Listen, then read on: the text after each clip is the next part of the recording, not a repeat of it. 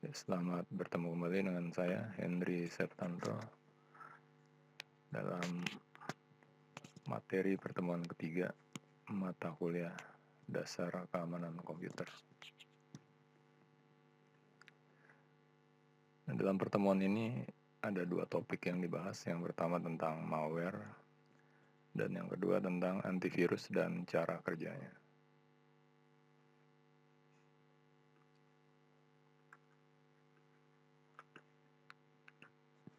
Nah, definisi dari malware di sini adalah software yang dirancang dengan tujuan untuk membahayakan, menyusup, ataupun merusak sebuah sistem komputer. Jadi malware juga biasa didefinisikan sebagai sebuah kode berbahaya. Nah, jenis-jenis malware. Yang pertama adalah virus. Nah, definisi virus itu sendiri adalah program komputer yang dapat menyebar dengan cara membuat kopi dari dirinya sendiri tanpa sepengetahuan dari pengguna komputer tersebut. Jadi kalau sebuah komputer sudah terinfeksi, makin lama virusnya akan makin banyak apabila dibiarkan. Ya, kalau sudah parah ya komputernya pasti tidak dapat digunakan. Nah, di sini ada beberapa kategori virus. Yang pertama yang disebut boot virus. Jadi bekerja dimulai saat komputer dinyalakan. Yang diserang adalah boot sektor.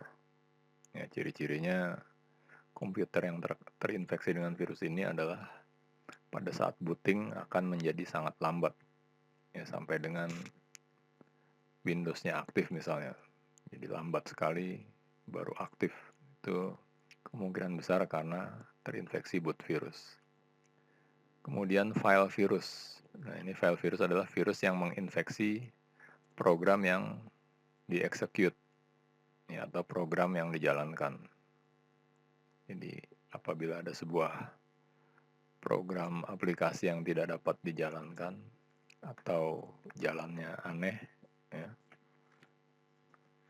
kemungkinan besar karena terinfeksi file virus. Kemudian ada lagi multipartite virus. Nah, ini cara kerjanya double ya, menginfeksi baik boot sektor maupun file. Jadi gabungan dari dua virus sebelumnya. Kemudian ada lagi makrovirus. Nah, ini targetnya adalah file dokumen. Misalnya dokumen Microsoft Excel atau dokumen Microsoft Word. Jadi ciri-cirinya yang terkena misalnya filenya tidak bisa dibuka, atau tidak bisa disimpan kembali, tidak bisa diedit, dan semacamnya. Yang jelas file dokumen tersebut jadi tidak beres fungsinya, ya. Tidak dapat digunakan sebagaimana mestinya. Nah, kemudian beberapa cara virus menginfeksi komputer. Pertama, menempel pada program lain. Ya, misalnya pada saat melakukan instalasi game-game tertentu yang didapat atau yang sumbernya tidak jelas. Nah, bisa jadi itu ditempel oleh virus. Jadi ada virus yang menempel, memang sengaja mungkin diciptakan atau diletakkan oleh pencipta gamenya. Kemudian bekerja saat file yang terinfeksi dibuka. Misalnya ada sebuah file dokumen yang sudah terinfeksi, entah didapat dari mana, mungkin dari flash disk atau dari email, kemudian dibuka. Nah, pada saat itulah virus itu bekerja menginfeksi komputer. Kemudian apa yang dapat dilakukan oleh virus? Ada yang merusak data, yang menghapus data, mendisable hardware, menampilkan pesan tertentu, dan membuat komputer menjadi hang. Nah, ini ya, cara kerjanya dan contoh virusnya. Ya, tentu saja contoh-contoh virusnya sebenarnya ada banyak ya. Cuma saya hanya dapat menampilkan masing-masing satu contoh. Ya, mungkin kalian bisa cari lagi contoh-contoh lainnya. Kemudian ada lagi yang disebut Trojan Horse Nah, ini program jahat yang menyamar menjadi sebuah program yang berguna bagi komputer lain. Misalnya nyamar menjadi program ya, tertentu yang fungsinya sekilas untuk membantu. Ya. Misalnya berupa file-file animasi dan lain sebagainya. Padahal itu sebenarnya sebuah trojan. Ya, jadi cara kerjanya memang kita menyamar menjadi software. Ya. Jadi entah gimana user jadi terbujuk ya karena tertarik dengan software tersebut. Nah, ini cara kerjanya terinspirasi dari cerita Yunani kuno nih tentang kuda Troya. Ya. Kalau pernah nonton filmnya, ada filmnya tuh kalau nggak salah ya. Nah, itu contohnya. Ya. Disebutnya Trojan Horse. Nah, ini contoh dari Trojan Horse. Jadi ada virus deloader namanya. Dia menyusup dari attachment email. Dianggapnya sebagai update program dari Microsoft pada Trojan Horse. Kemudian ada lagi yang disebut worm. Nah, ini mirip dengan virus tapi tidak memerlukan carrier atau program lain sebagai pembawa. Jadi dia tidak perlu menempel pada program lain.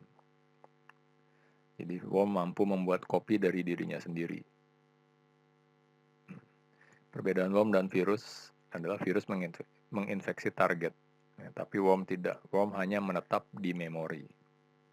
Tapi karena dia menetap di memori, ya kalau memorinya sudah dikuasai oleh dia, ya komputer minimal yang menjadi lambat atau lemot. Ya, atau bahkan tidak dapat dijalankan sama sekali. Ya, walaupun tidak ada file yang terinfeksi, tapi karena dia menetap di memori, ya mengganggu kinerja komputer. Nah, berikutnya antivirus. Ya, definisinya adalah software yang dibuat untuk menetralkan virus, menghapus virus, mencegah virus, menginfeksi file atau sistem yang kita gunakan. Jadi, secara umum ada dua jenis program antivirus. Yang pertama, on-access scanner. Jadi selalu aktif selama user menggunakan, secara otomatis memeriksa file yang diakses dan mencegah user untuk menggunakan file-file yang sudah terinfeksi. Jadi ini aktifnya bisa dibilang 24 jam. Kemudian ada lagi yang on-demand scanner. Nah, ini membiarkan user yang akan memulai aktivitas scanning. Jadi kendalinya diserahkan secara manual kepada pengguna komputer. Jadi jika tidak digunakan, ya antivirusnya tidak aktif. Jadi user yang harus aktif menggunakan antivirus tersebut. Nah, ini contoh beberapa antivirus. Ya, ada AVG, Kaspersky, McAfee, Norton, dan lain sebagainya. Nah, kemudian bagaimana cara agar komputer atau laptop yang kita gunakan terhindar dari virus? Ya, pertama, aktifkan firewall. Ya, aktifkan antivirus dan update secara teratur. Kemudian update software dan sistem operasi dan aplikasi secara teratur. Nah, karena sistem operasi dan aplikasi memang selalu mengirimkan atau membuat update-update softwarenya. Ya, gunanya untuk menutupi kelemahan yang sudah ada sebelumnya. Ya, jadi wajar mungkin sebulan sekali selalu ada update. Ya, kalau kita tidak mengupdate gimana ya resikonya kekurangannya itu tidak tertutupi. Ya. Kemudian cara pencegahan yang lain adalah jangan buka email dari orang atau pihak yang tidak kita kenal. Jadi kalau kita ragu-ragu nih dari siapa nih gitu, ya jangan dibuka. Apalagi pengirimnya nggak jelas siapa. Ya. Berupa attachment lagi, ada file attachmentnya. Ya lebih baik tidak usah kita buka. Ya. Karena resikonya file attachmentnya mungkin disisipkan virus ya atau disisipkan Trojan Horse. Ya resikonya komputer kita bisa terinfeksi. Ya sekalipun ada antivirus yang update ya, tetap resiko seperti ini harus diminimalisir ya atau dihindari. Oke, demikianlah materi pertemuan ketiga. Ya, kurang lebihnya saya mohon maaf.